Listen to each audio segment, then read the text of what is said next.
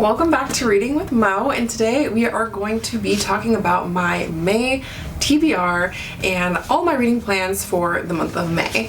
As always, very ambitious. Probably not going to get to all of these, but I still want to share with you guys the ones that I'm going to attempt to read for the month of May. So let's just get straight into them. So I'll show you guys the physical books first, and then I'll show you some of the books that I plan on getting to through my Libby app. So the first book is another Isabel Allende book. That is Daughter of Fortune.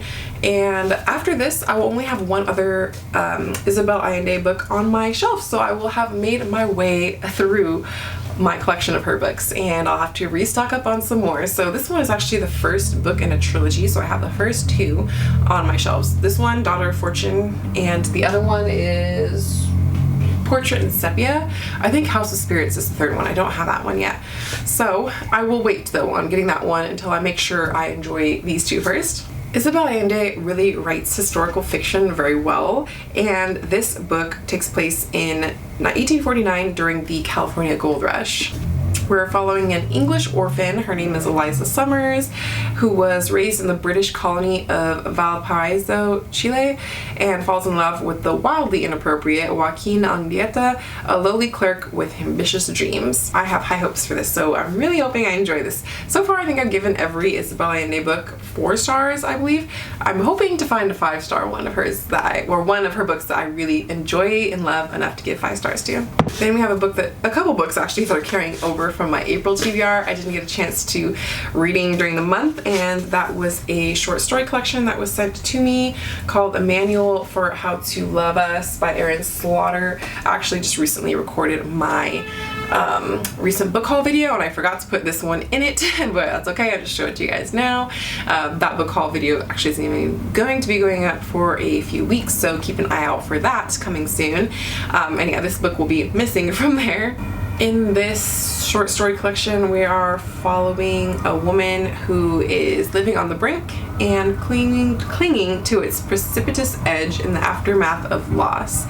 In these unconventional stories, Erin Slaughter shatters the stereotype of the sorrowful woman in distress, queering the domestic and honoring the feral in all of us. So I'm gonna give this a try. I really love the cover. This was sent to me by Harper Perennial, and hopefully I love it.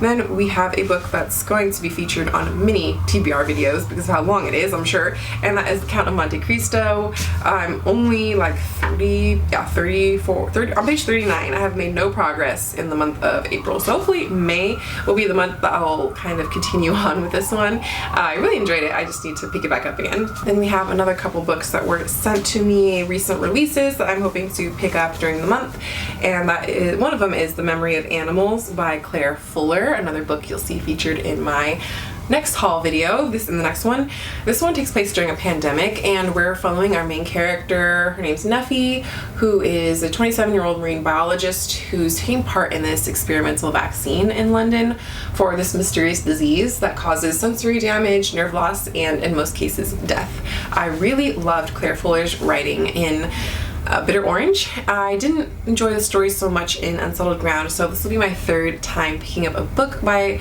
this author, so we'll kind of see more of my thoughts about her writing after I finish this one. Then we have a nonfiction book that is so beautiful that was also sent to me by Harper Design, an imprint of HarperCollins, and that is Zaria Ware's Black Art, the audacious legacy of Black artists and models in Western art.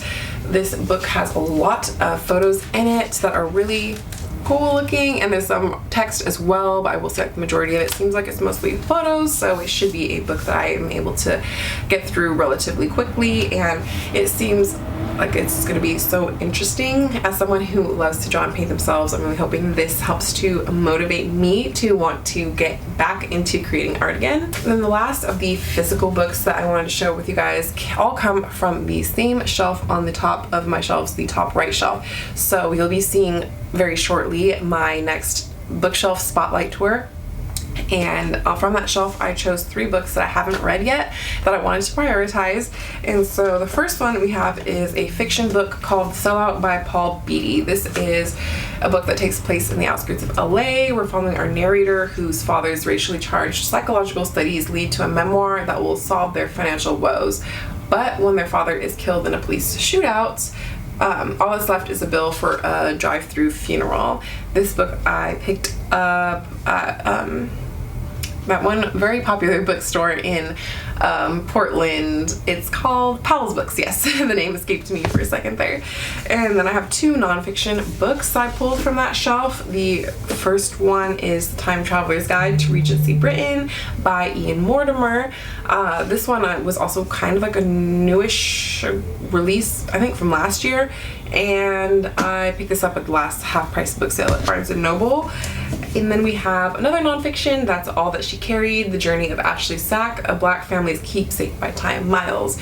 This book is following kind of like with a thread interlinking 3 different generations of a family. The Sack that originally came from like 1850s South Carolina, an enslaved woman who during the sale of her daughter Ashley, she packed a cotton bag with a few precious items as a token of love and to try and help her survival. I have heard nothing but good things about this book. I know it's won a lot of awards, it's got a lot of attention, so I want to pick this up and read it myself. There may be a couple other books that I end up carrying over to my May TBR if I don't get a chance to finish them in the last few days of April. As I'm recording this right now, there's like 4 or 5 days left in April, but I know if I don't sit down and record my TBR now, it's not going to end up getting done until probably like end of May, so I figured better early than way late. Lastly, I'm going to try and get to as many books as I can from my summer books that I was anticipating coming out this summer.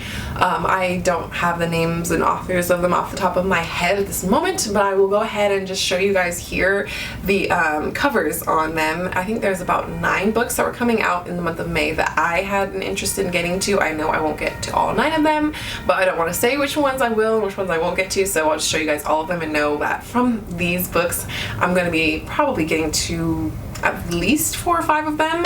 We'll see.